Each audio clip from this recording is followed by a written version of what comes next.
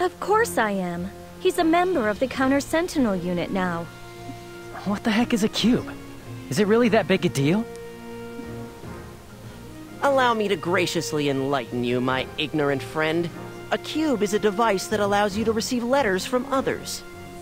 How do you get letters with something like this? First, you enter the characters into the cube. It converts those into Con, slips it into the Con that flows throughout the world, and it's sent to the pillar in whatever region you want. What? Oh well, I suppose your brain isn't capable of understanding even when it's explained to you. Look, just try to remember that cubes are used to send and receive letters. That's a dedicated Southern Forces cube, so if there are any Southern Forces pillars in the area, you'll be able to send and receive. Pillars? The ones you use to save memories? Well, I'll be, you knew that. Pillars make it possible to save human memories by converting them into Con. The Southern Forces pillars are all interconnected, so the pillars can share information between each other. Also, all letters sent by someone using a cube are delivered by pillars to their recipient. And you can check the letters you've received from the main menu. Our operation orders sometimes come in via cube, so make sure you check it. Don't be such a know-it-all. Everybody knows this stuff. That's enough. Juto, as a member of the Counter-Sentinel unit, you'll do most of your fighting in a group from now on. Would you like to study party combat? The situation is exactly the same as it was on Highwind Island. Do you know how party combat works? Would you like to learn? Yes, Princess, please teach me. Well, in that case, I think we should put the party combat method into practice, all right?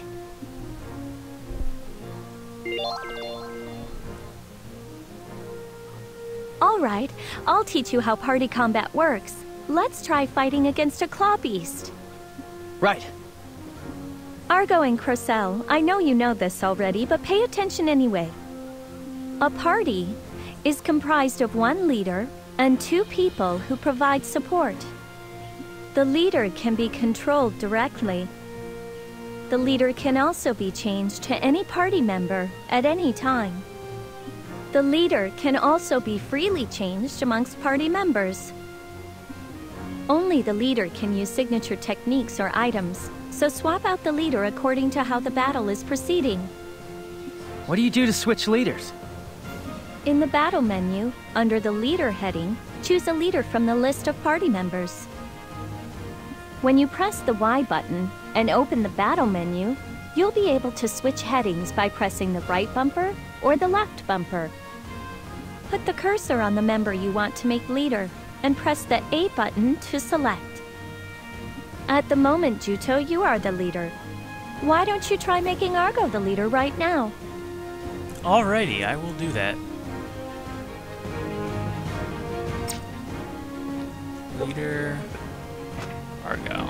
That was easy. Nicely done! In the battle menu, there are also headings for items and AI settings, in addition to leader. Now don't forget, while you're in combat mode, you can do things like use an item or change a member's fighting methods only by utilizing the battle menu. Understood. Next, I'll explain how to check a party member's status. In combat mode, information regarding the members who are fighting is displayed on the left-hand side of the screen. Keep an eye on everyone's stamina, strength, and con conditions as a guide for deciding when to switch leaders. Right.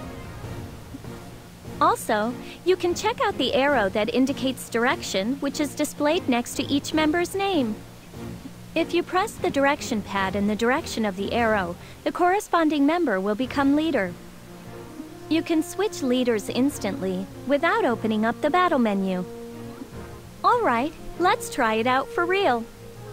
While in combat mode, try using the direction pad to make Crocell the leader. That's much more convenient than opening the menu every time you want to switch to a different leader. Alright, so this is explaining all three methods of changing leader.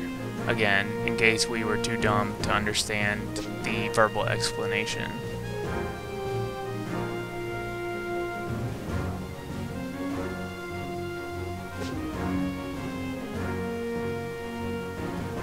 You guys can read it if you want. It doesn't really have any useful information.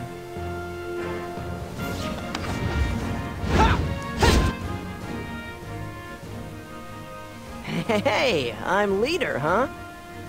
This method of switching leaders via the direction pad is especially vital to success in battle.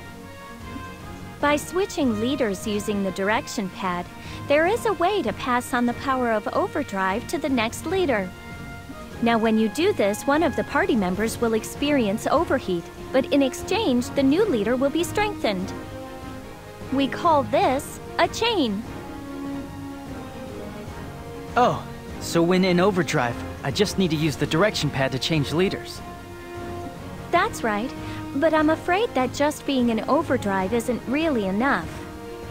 You need to use a skill while in overdrive, and then when you overheat afterwards, you can simply change leaders using the direction pad. Now then, are you having trouble continuing with the skill after you enter into overdrive? If you're having difficulty, you should be able to use a skill after you've expended nearly enough stamina to enter overdrive. So, I should time my use of skills to when I'm approaching overdrive then? That's right. Crocell is the leader now, so try to have him initiate a chain state with you. Why do I have to work with that bozo? That's an order. Now try it.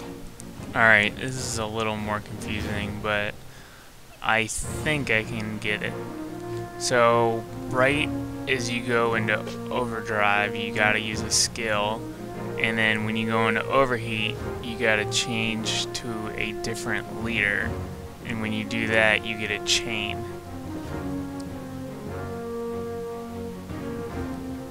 It's obviously a lot easier said than done, but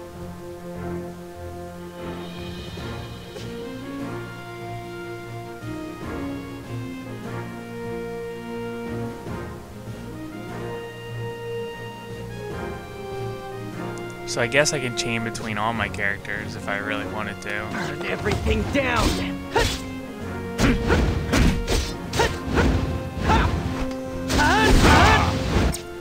Whoops. Don't hold a grudge against me. Huh? You can call me There whatever we you go. need to. I gotta do this! A citizen of the Earth. When in a chain state, your attack strength goes up 1.5 times, just as it does in overdrive. Also, just as it does in overdrive, the established chain state ends the moment you stop attacking. So you need to attack in a hurry then? Don't rush things.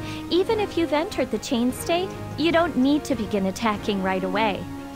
When you enter the chain state, the member who was the previous leader enters an overheat state. Remember?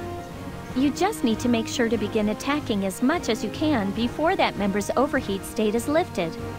That's why when you're in a chain state, you should act calmly while observing the battle situation closely. Understood. Next, I'll explain how to use a chain in an even more powerful way. If you use up all your stamina while in a chain state, you enter into a new drive state. When this happens, your attack strength becomes double normal. This is called chain drive. That's amazing. But just as with overdrive, if you suddenly stop while in chain drive, you'll fall into an overheat state. And so, just as when you initiate a chain, you use skills while in a chain drive state. If you do this, the two members performing the chain will have their stamina completely restored and won't fall into an overheat state. We call this a chain break. All right, let's try it for real. That's what I'm looking for.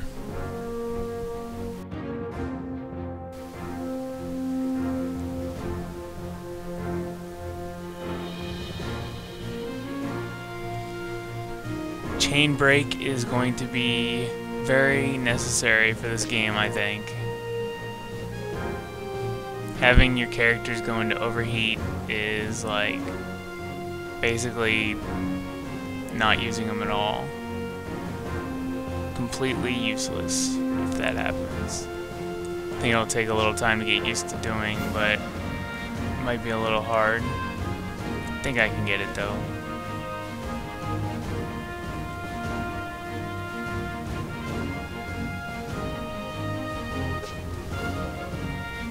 Alright, let's give this a try. Not done! Probably shouldn't have used my skill there. You'll get better soon. Calm down and wait. That was bad. Stay back. Don't overdo it. Alright, we gotta try this again. Bring it on. Ah, I keep switching before I'm using my skill. Sorry, I'm having trouble with these.